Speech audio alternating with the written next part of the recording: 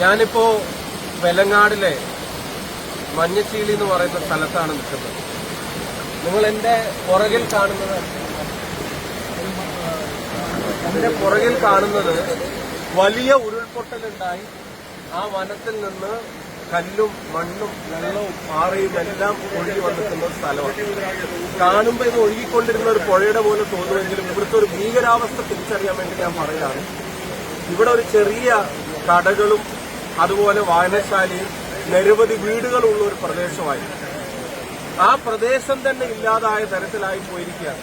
ഒന്ന് അങ്ങോട്ട് നോക്കുക, ആ സൈഡിലേക്ക് നിങ്ങളൊന്ന് നോക്കൂ. അവിടെ നിങ്ങളൊന്ന് കാണിച്ചാൽ അത് അവിടെയൊക്കെ വീടുകളാണ് ഉണ്ടായിരുന്നത്. ആ മണ്ണടിഞ്ഞ് നിൽക്കുന്നതൊക്കെ വീടുകളാണ്. കുറച്ചും കൂടെ റൈറ്റിലേക്ക് നോക്കിയാൽ അവിടെയുള്ള വായനശാലയും ഇതിന്റെ തൊട്ട് താഴെ നിങ്ങൾ താഴോട്ട് നിങ്ങൾ നോക്കും. ഇതിന്റെ തൊട്ട് താഴെ കാണുന്ന പാറയും കല്ലും ഒന്നും ഇവിടെ ഉണ്ടായിരുന്നില്ല. ഇവിടെ ആളുകൾ സമാധാനമായിട്ട് ജീവിച്ചിരുന്ന ഒരു പ്രദേശം. ഒന്ന് അങ്ങോട്ട് നോക്കി, ആളുകൾ സമാധാനമായിട്ട് ജീവിച്ചിരുന്ന ഒരു സ്ഥലമാണ്. ഇവിടെ മൂന്ന് കടകളുണ്ടായിരുന്നു, നിരവധി വീടുകളുണ്ടായിരുന്നു, അതുപോലെ ഒരു കുരിശുപള്ളി ഉണ്ടായിരുന്നു. ഇതിന്റെ തൊട്ടടുത്താണ് മാത്യു മാഷ് എന്ന ഈ നാടിന് ഏറ്റവും പ്രിയപ്പെട്ട ഒരു മാഷ്. അദ്ദേഹത്തിന്റെ വീട് സുരക്ഷിതമാണ്. പക്ഷെ രാത്രി മറ്റുള്ളവർ പ്രയാസത്തിലാണെന്ന് അറിഞ്ഞിട്ട് ഓടി വന്ന് എന്തെങ്കിലും സഹായം അവരെ ഇപ്പുറത്ത് കടത്തി കൊണ്ടുപോകാനോ സുരക്ഷിതമായ സ്ഥലത്തേക്ക് മാറ്റാനോ ഒക്കെ വേണ്ടി വന്ന അദ്ദേഹത്തിന് പെട്ടെന്ന് ഉരുൾപൊട്ടലുണ്ടായി. അദ്ദേഹത്തിന് പിടിച്ചു നിൽക്കാൻ കഴിയില്ല. അദ്ദേഹത്തെ രക്ഷിക്കാൻ വേണ്ടി കയറെടുക്കാൻ വേണ്ടി ഒപ്പമുള്ള ആളുകൾ തിരിഞ്ഞു. ആ തിരിഞ്ഞ സമയത്തേക്കും വലിയ ഒരു പാറ വന്ന് ആ കുരിശുപള്ളിയും കടമുറിയും എല്ലാം എടുത്തുകൊണ്ട് പോയി. ഇപ്പൊ മാത്യു മാഷെ കാണാതായിരിക്കുകയാണ്. ഇപ്പൊ ഇവരോട് അന്വേഷിക്കുന്നു. പഞ്ചായത്ത് വൈസ് പ്രസിഡന്റ് ഇവിടെ വീട് നഷ്ടപ്പെട്ടത്, ഈ വീട് ഞാൻ നേരത്തെ കാണിച്ച ആളാണ്. ഇവിടെ അന്വേഷിക്കുമ്പോഴാണ് ഇതിന്റെ ഒരു ഭീകരത മനസ്സിലാവുന്നത്. അന്ന് രാത്രി മേലെ ഉരുൾപൊട്ടിയിട്ടുണ്ടെന്നുള്ളൊരു ചെറിയ സൂചന കിട്ടിയതുകൊണ്ട് ഇവിടെയുള്ള എല്ലാ വീടുകളിൽ നിന്നും ആളുകളെ മാറ്റി. ആ ആളുകൾ മാറിയിട്ടില്ലായിരുന്നെങ്കിൽ നമ്മൾ വയനാട് കേട്ടതുപോലെ വലിയൊരു ദുരന്ത വാർത്ത ഇവിടെയും കേൾക്കേണ്ടി വരുമായിരുന്നു. ഇപ്പോഴത്തെ സാഹചര്യം ഇവിടെ വളരെ ഭീകരമാണ്. ഞാൻ അപ്പുറത്ത് മഞ്ഞച്ചീലി അപ്പുറത്ത് മഞ്ഞക്കുന്ന് ഭാഗത്തേക്ക് പോയി. അങ്ങോട്ടേക്ക് ഒരു വാഹനവും പോകാൻ പറ്റില്ല. ഒരാളെ ആശുപത്രിയിലേക്ക് കൊണ്ടുവന്ന് തീർത്തും ഒറ്റപ്പെട്ട് കിടക്കുകയാണ്. അവർക്ക് ഒരു വശത്തേക്കും ഒരു വാഹനത്തിൽ പോകാൻ കഴിയില്ല. രോഗിയായിട്ടുള്ള ആളുകൾ, വയസ്സായ ആളുകൾ വരെയുണ്ട്. അതുപോലെ തന്നെ മരുന്നിന് ആവശ്യമുള്ളവർ ഉൾപ്പെടെ ഒരുപാട് ആളുകൾ അവിടെയുണ്ട്. അവശ്യ വസ്തുക്കളൊന്നും അങ്ങോട്ടേക്ക് കൊണ്ടുപോകാൻ കഴിയാത്ത സാഹചര്യം. ഇപ്പോ ഫയർ ആൻഡ് റെസ്ക്യൂവിന്റെയും NDRFന്റെയും ടീം നമ്മൾ ആവശ്യപ്പെട്ടതനുസരിച്ച് അവരെല്ലാവരും വന്ന് ഇപ്പോ ഒരു താൽക്കാലികമായിട്ട് എന്തെങ്കിലും ഒരു ചാക്ക് അരിയോ ഒരു ക്യാൻ വെള്ളമെങ്കിലും കൊണ്ടുപോകാനുള്ള ഒരു സാഹചര്യം അവിടെ ഒരുക്കാൻ ശ്രമിക്കുന്നുണ്ട്. അത് ഏതാണ്ട് ഇന്ന് പൂർത്തിയായാൽ നമുക്ക് കുറച്ച് സാധന സാമഗ്രികൾ ഈ പ്രദേശത്ത് വേണ്ടിവരും എന്ന് മാത്രമല്ല, ഇവിടെ വീട് നഷ്ടപ്പെട്ടവർക്ക് ഇവിടെ ഇപ്പൊ ഞാൻ ഈ നിൽക്കുന്ന സ്ഥലത്ത് എന്ത് നഷ്ടപരിഹാരം കൊടുത്താലും ഇവിടുത്തെ ആളുകൾക്ക് ഒരു വീട് പണിയാൻ കഴിയാത്ത സാഹചര്യമാണ്. അതുപോലത്തെ ഒരു ഗുരുതര സാഹചര്യത്തിലാണ് ഉള്ളത്. തീർത്തും ഒറ്റപ്പെട്ടിരിക്കുകയാണ്.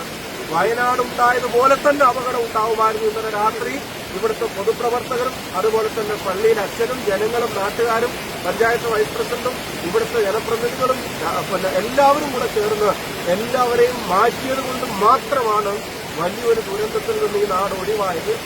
അതിന്റെ ഇടയ്ക്കും മാത്യു മാഷെ കാണുന്നില്ല എന്നുള്ള സങ്കടം നാടിനൊന്നാകെയുണ്ട്. അപ്പോൾ വെലങ്ങാടിനും കുറച്ച് ആവശ്യങ്ങളുണ്ട്. ഞാൻ നിങ്ങളെ അറിയിക്കാം. വഴിയുടെ കാര്യം ഇപ്പോൾ തുടങ്ങി വെക്കുന്നുണ്ട്.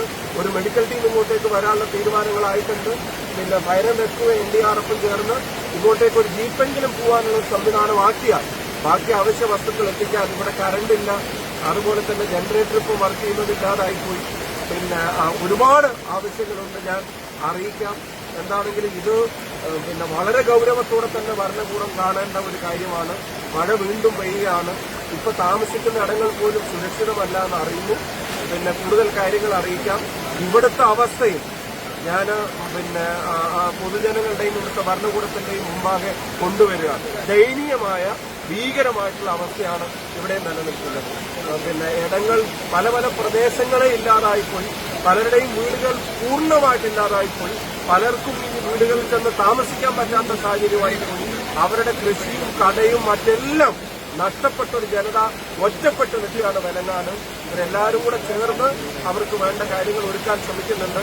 അതിന്റെ കൂടെ നമുക്കും പങ്കാളികളാവാം. ഓരോ വർഷത്തിനും സ്ഥിരമായി നടക്കുന്നതാണ്. പിന്നെ പക്ഷേ കേഷ്വാലിറ്റി കുറവ് എന്നല്ലാതെ ഉരുൾപൊട്ടലല്ല പിന്നെ വർഷം. പക്ഷേ അതിനെപ്പറ്റി ഒരു ശാസ്ത്രീയപരമായ ഒരു പഠനം നടത്താത്തതല്ലേ ഈ ദുരന്തം അടിക്കടി വർദ്ധിക്കാൻ. ഇതിന്റെ ഒരു പ്രശ്നം നമുക്കത് ഉണ്ടാവുമ്പോൾ നമ്മൾ അതിനെ പറ്റി കൺസേൺ ആവും. പിന്നെ അതൊക്കെ ഒന്ന് ഉണങ്ങി ശരിയായി പിന്നെ അതാത് ഇടങ്ങളിലേക്ക് തന്നെ പോകും. ഇന്നലെ തന്നെ അവരാ വീടുകളിൽ നിന്ന് മാറി. ഇപ്പൊ ഞാൻ ഈ നിൽക്കുന്ന സ്ഥലത്തൊക്കെ വീടുകളായിരുന്നു എന്ന് പറയുമ്പോൾ നിങ്ങൾ ആലോചിച്ചു, ഇത് മാറിയിട്ടില്ലായിരുന്നെങ്കിൽ അവസ്ഥ ഉണ്ടാവുമായിരുന്നു. അപ്പൊ അങ്ങനെ പിന്നുള്ള ഒരു സാഹചര്യത്തിൽ ഇവിടെ എത്രത്തോളം അവർക്ക് ജീവിക്കാൻ കഴിയും അവരുടെ ഇടങ്ങളിൽ നിന്നുള്ളത് പരിശോധിക്കപ്പെടേണ്ടത് തന്നെയാണ്.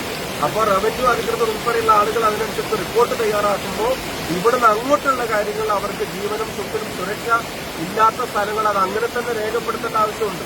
ഇപ്പൊ കാണുമ്പോൾ നോക്കുമ്പോൾ ഒരു നഷ്ടം ചിലപ്പോൾ വീടിന്റെ ഒരു ഭാഗത്തൊന്ന് ഇടിഞ്ഞിട്ടുണ്ടാവാം, അല്ലെങ്കിൽ അടിയിൽ തറ കീടുക, അതല്ല നഷ്ടം. ഇനി അവിടെ താമസിക്കാൻ പറ്റുമെന്നുള്ളതാണ്. അതിന് സയന്റിഫിക് ആയി തന്നെ ഒരു അപ്രോച്ച് തീർച്ചയായിട്ടും ഇവിടുത്തെ റവന്യൂ സംവിധാനങ്ങൾ ഉണ്ടാക്കേണ്ടതുണ്ട്.